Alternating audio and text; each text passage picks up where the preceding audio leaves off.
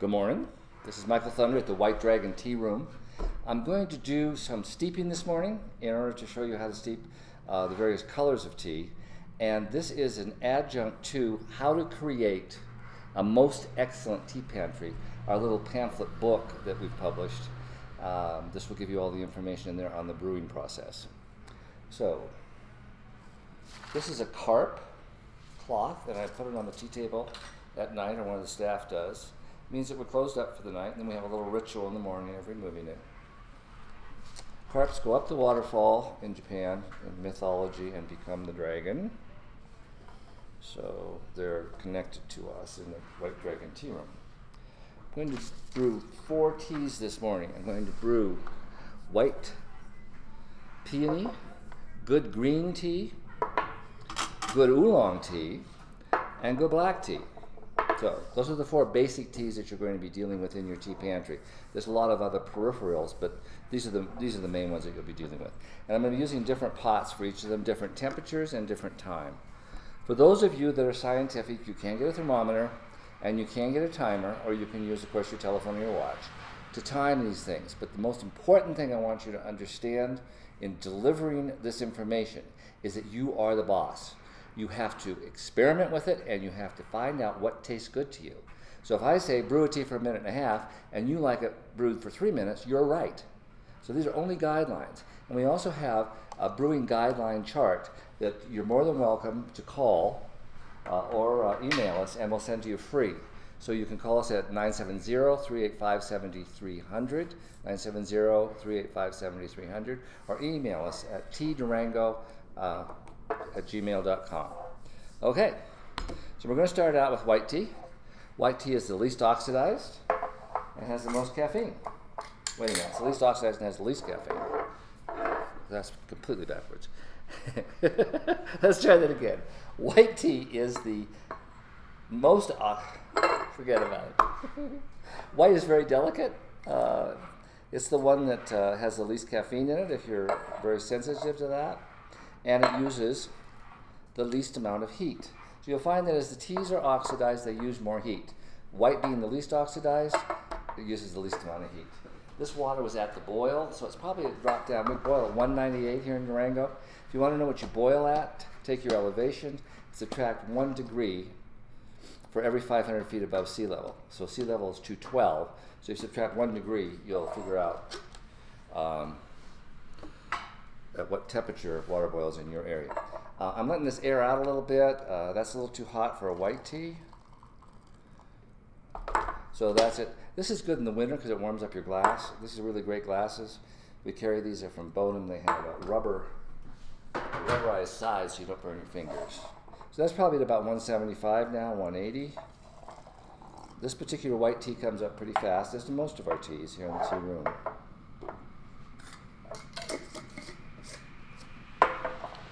Okay, so it's white, it's vulnerable, it's available. Now, one thing you might want to have is a strainer. They come in all different sizes and shapes. Just because some of these teas are a little, we like them to be brewed in the open water. They prefer being brewed in the open water rather than being confined by a tea ball or something else. And then that's about 1 minute. Then you just strain it out. Now, if I were serving somebody else and I was just beginning out, I would taste it. Not from their cup, from my cup, from my taster cup. That's perfect, actually. I've got a couple people here in the tea room with me this morning, and I'm going to give this to either Brian or Emily to enjoy while I go on to the next one. So your next tea is green. It's more oxidized, brings up the color more. It has moderate caffeine, certainly not as much as black. I'm doing our good green tea. This is a wonderful tea. I'm going to do this Kung Fu. This table has a big pot under it and a hole in it. It's a Chinese style table, which I designed and had made here in America. And this is the way the Chinese make tea. This is a Kung Fu pot. It's raw clay on the inside. It's yizing. And you don't do more than one kind of tea in one of these pots. So I usually do green in this one. Got another one for oolong, another one for white. The reason is that the clay picks up the taste, and when it picks up the taste, all your tea afterwards tastes like that. I've been using a pinch method. You can also use a tablespoon if you want. To measure your tea, I like a 3-finger pinch or a 4-finger pinch. 4 fingers are 4 fingers in the thumb. This is 3 fingers in the thumb. There's about a 3+ finger pinch in there right now, which is about a tablespoonful. So this water is probably exactly right for green. It's been sitting there a while. Now the fun thing about this is that you pour water over the top of it. That's why there's a hole in the table. Children love to sit here and watch this happen because they're always warned not to make a mess. And I just make a big mess all over everything. This is green. It's a little more available than the oolong or the black right away, and a little less available than the white. So I want to let that go just a second. Show you a couple glasses. These are glasses or cups that are used in Japan for the sencha, which we're not going to do today. It's another kind of a green tea. But I find they go nicely with this. They're different. Each one's different, even though they're manufactured. And the Japanese will serve like this. They will serve those 2 cups with this. So that should be just about done. Now, if you're the kind of person that likes to touch things, I use a chopstick in order to do that, or you can just swish it around like that. What happened here too is that most of the water is evaporated, which means the tea is probably ready. Sometimes you're pouring, you get a vapor lock, you just have to lift the lid. So there's some good green tea. Steeped about a minute, a little bit more, at about 180, 185. There's some more tea for the crowds. We're going to do oolong next. Oolong is very interesting because it has to be awakened. This is called a dragon needle. There is a ball rolled needle. I'm going to do about, probably about total, about a 4-finger pinch and a half. The reason you have to wake it up is that they torture this tea when they're making it. And I want that little, well, this is okay for the rinse. And I'm going to heat this up just a little bit for the brew. I have been doing this so long that I kind of automatically and intuitively know what the temperature is on the water, just how long it sits there, because I use these pots every day. And you can get to that point too. If not, you can be more scientific about it. But basically, brewing tea is taking leaves, steeping tea is taking leaves and putting water on it. And depending on the leaf, you put hotter or colder water on it, or cooler water on it. That's it. That's all there is to it. The rest is practicing your taste buds. How are those teas, kids? Great. Good? Okay. All right, so here we go. So with the oolong, I'm going to go like that.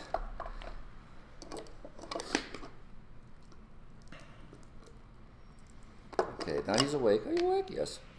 Yeah, and he smells good. Starting to bring the scent starting to come out. That's a little hot for him, actually. Let me cool it down a little, because it just came off the boil. It should be a little bit, about 180, up to 190 for the oolongs, especially the ball rolls. They're a little harder to get to open up.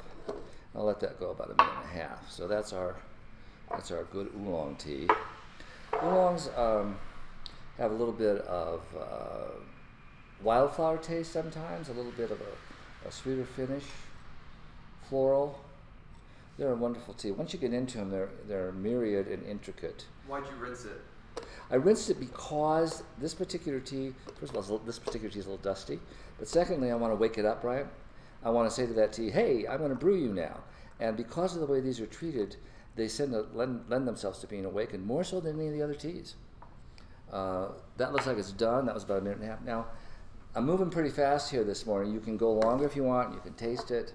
And I'm not tasting as much. That's because I've tasted these teas probably 1,000 times already. Okay, black tea wants to be boiled. I showed you the small bodum. This is great for any of your teas that have small parts, like if you do a turmeric ginger and there's all kinds of tiny little powdery stuff in it. These really keep that out of your cup, or use a sieve to do that. So I'm going to use this large bodum for the black. We use this a lot in the tea room if we have a party of 4. Now the black teas, a lot of times, and you'll feel them as your fingers are a little dusty. I don't know why. I don't know if they finish them out in the sun, you know, on a tarp, or what they do.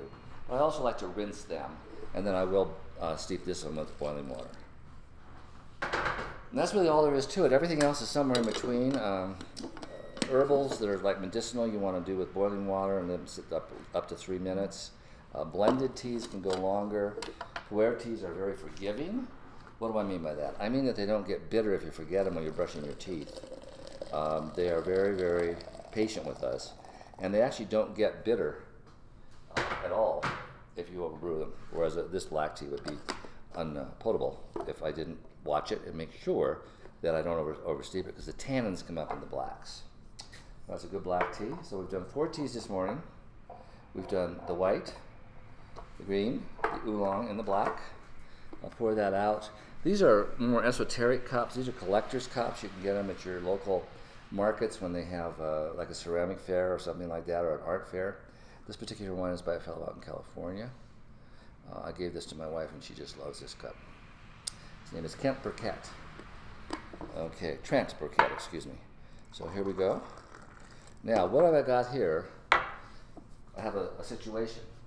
So you're at home, you've brewed this up, and you're going to drink that cup. If you leave the water on these leaves, it's going to get bitter.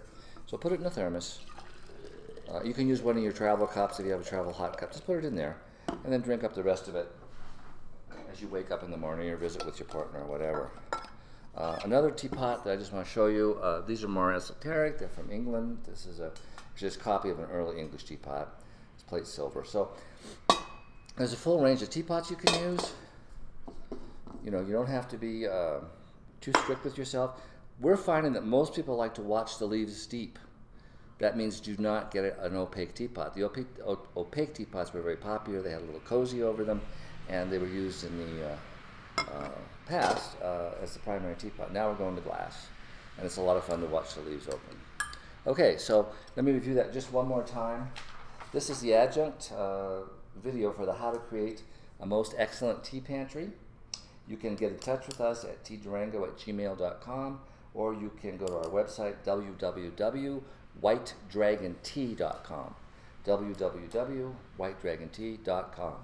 Thanks for being here and checking this out. You remember that you are the boss of your taste buds, and if it doesn't taste good to you, it's not brewed properly for you.